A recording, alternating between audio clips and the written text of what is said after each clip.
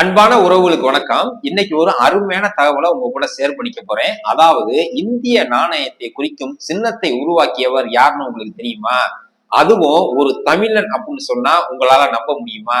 S, இதை வடிவமைத்தவர் ஒரு தமிழர் தான். அதை பத்தி தான் இந்த வீடியோல தெளிவா பார்க்க போறோம். வீடியோவை ஸ்கிப் பண்ணாம கடைசி வரைக்கும் பாருங்க. பிடிச்சிருந்தா லைக் பண்ணிட்டு உங்க ஃப்ரெண்ட்ஸுக்கு எல்லாம் ஷேர் பண்ணுங்க. பொதுவாக இந்திய நாணயத்தை மதிப்பிட ரூபாய் என்கிற வார்த்தை தான் பயன்படுத்தப்பட்டு வந்தது. இந்திய நாணய சின்னத்தை உருவாக்க வேண்டும் என்று மத்திய அரசு கடந்த 2009ஆம் ஆண்டு ஒரு போட்டியை அறிவித்தது. அது என்ன போட்டி அப்படின்னு கேட்டீங்கன்னா, இந்திய நாணய சின்னத்தை உருவாக்குவதற்கு இந்தியாவில் உள்ள அனைத்து வடிவமைப்பாளர்களும் கலந்து கொள்ளலாம் அப்படின்னு அதுல தெரிவிச்சாங்க.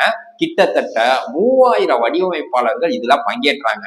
ஏன் இவ்வளவு போட்டின்னு கேட்டா, வரலாற்றில் ஒரு முறைதான் இந்த சின்னத்தை உருவாக்க வேண்டும். அதே போல இந்திய பொருளாதாரத்தை இந்த சின்னம் தான் எடுத்து செல்லும் அப்படிங்கிறதுனால கடுமையான போட்டி நிலவியது.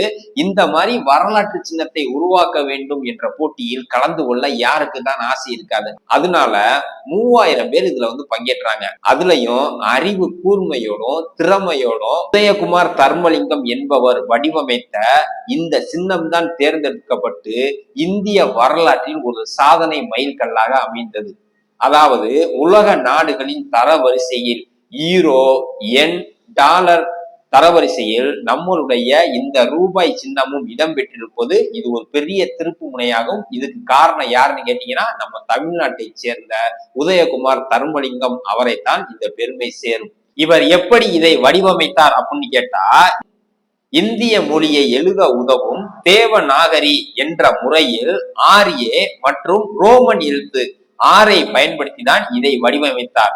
ஃப்ரெண்ட்ஸ், இந்த உதயகுமார் தர்மலிங்கம் என்பவர் விழுப்புரம் மாவட்டத்தில் திருக்கோவிலூர் அருகில் உள்ள மரூர் என்ற கிராமத்தில் பிறந்தவர். இவர் சின்ன வயசுல ஓவியம் வரைவதில் ரொம்ப ஆர்வம் காட்டியவர். அதுக்கப்புறம் சென்னையில் உள்ள அண்ணா பல்கலைக்கழகத்தில் பிஆர் பட்டம் பெற்றவர். அதுக்கப்புறம் மும்பையில் உள்ள ஐஐடியில் விசுவல் கம்யூனிகேஷன்ல முதுகலை பட்டம் பெற்றவர். அதே போல பிஹெச்டி பட்டமும் பெற்றவர் என்பது குறிப்பிடத்தக்கது. இந்த தகவல் உங்களுக்கு பிடிச்சிருந்துச்சுன்னா லைக் பண்ணுங்க, உங்க ஃப்ரெண்ட்ஸுக்கெல்லாம் ஷேர் பண்ணுங்க. இது போல பயனுள்ள தகவல் வேணும் அப்படின்னா நம்மளுடைய சேனலை சப்ஸ்கிரைப் பண்ணி வச்சுக்கோங்க. மீண்டும் ஒரு அடுத்த நல்ல பயனுள்ள வீடியோ சந்திப்போம். பாய்.